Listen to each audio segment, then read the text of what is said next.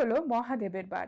বলা হয় দেবাদিদেব মহাদেবের পুজো সোমবারে করলে তিনি অত্যন্ত প্রসন্ন হন এবং যে কোনো ব্রত পুজো পার্বণের মতো সনাতন ধর্মের সোমবার ব্রততেও কিছু খাবার নিষিদ্ধ, আবার কিছু খাবার রয়েছে যেগুলো আমরা খেতে পারি। ব্রত অনুষ্ঠান করলে উপোস করা হয় এবং পুজোর পরেই একবার খাবার গ্রহণ করা হয়। মহাদেবের পুজোতেও সেটি করা হয়ে থাকে। ভক্তরা সাধারণত সারাদিন উপোস করে সন্ধেবেলা শিবের মাথায় জল ঢেলে তারপরেই কিন্তু অন্ন গ্রহণ করেন। তবে এই অন্নের মধ্যে ভাত, সাধারণ চালের ভাত যে আমরা খাই সেটি বর্জনীয়, অর্থাৎ খাওয়া যায় না।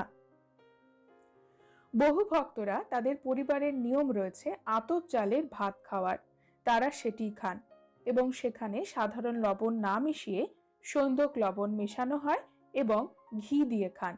এটি যাদের বাড়িতে নিয়ম তারা পালন করবে।